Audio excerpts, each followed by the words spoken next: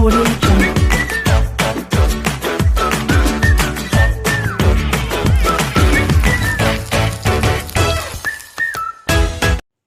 Hello friends, இன்றைக்கி ரோட்டுக்கடை chicken pakoda எப்படி செய்கிறது தான் பார்க்க போகிறோம். ரோட்டுக்கடை டேஸ்ட்டில் 100% அப்படியே இருக்குங்க.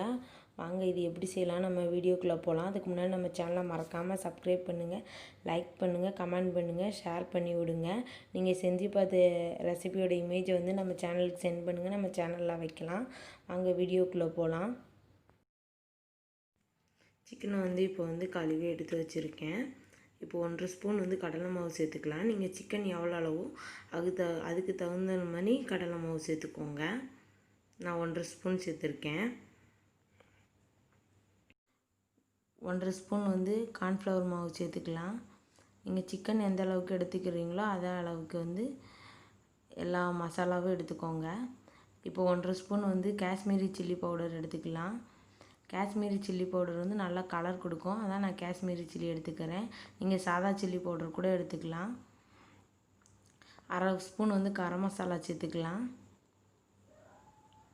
1/4 ஸ்பூன் வந்து மஞ்சள் தூள் சேர்த்துக்கலாம். 1 ஸ்பூன் வந்து சிக்கன் மசாலா சேர்த்துக்கலாம். சிக்கன் குழம்பு பொடி அதான் 1 ஸ்பூன் சேர்த்துருக்கோம்.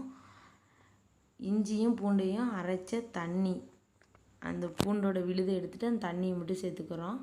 1/2 லெமன் சேர்த்துக்கலாம்.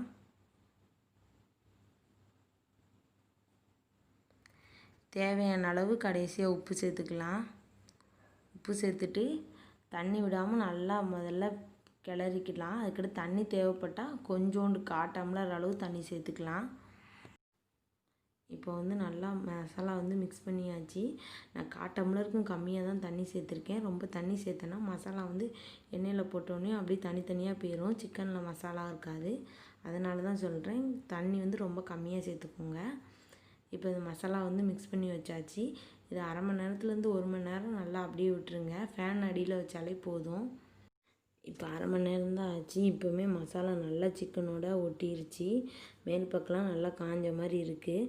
இப்போ இதை வந்து எண்ணெயில் போட்டு பொரித்து எடுத்துக்கலாம்.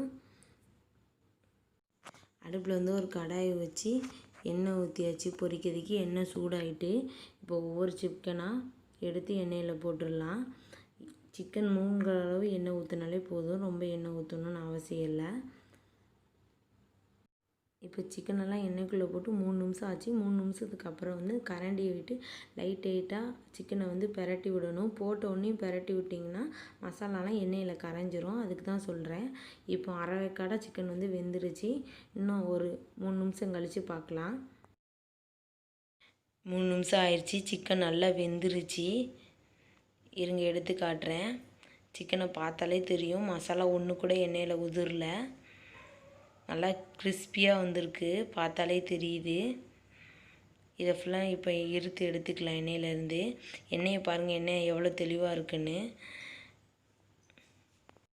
ஒரு தடவை கொஞ்சமாக பொரிச்சு எடுத்தாச்சு. இப்போ 2ஆவது தடவை பொரிக்கிறதுக்காண்டி சிக்கனெல்லாம் எண்ணெயில் உள்ளக்க போட்டுக்கிட்டு இருக்கேன். இந்த மாதிரி போட்டுக்கோங்க. போட்டுட்டு உடனே கரண்டி வச்சு கிளறவே கூடாது. நான் முதல்ல சொன்னதான், கரண்டி வச்சு கிளறுனா மசாலா ஃபுல்லாக எண்ணெயில் போயிடும். கிளறக்கூடாது. 3 நிமிஷம் கழித்து கிளறிக்கலாம். இப்போ இதையும் பொரித்து எடுத்துகிட்டு காட்டுறேன். இப்போ 2ஆவது தடவை போட்ட சிக்கனும் ரெடி ஆகிட்டு இது எண்ணெயிலேருந்து எடுத்துக்கலாம்.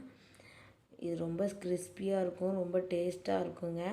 100% ரோட்டு கடையில் உள்ள சிக்கன் பக்கோடா டேஸ்ட்டுக்கு தான் இருக்கும். கண்டிப்பாக எல்லாம் ட்ரை பண்ணி பாருங்கள். எப்படி இருந்ததுன்னு கமெண்ட் பண்ணுங்கள். நம்ம வீடியோவை ஷேர் பண்ணி விடுங்க. மறக்காமல் நம்ம சேனலை சப்ஸ்கிரைப் பண்ணுங்கள். நீங்கள் இந்த ரெசிபியை செஞ்சு பார்த்தீங்கன்னா அந்த இமேஜை வந்து நம்மளுக்கு சென்ட் பண்ணிங்கன்னா நம்ம சேனலில் வைப்போம். Thank you friends.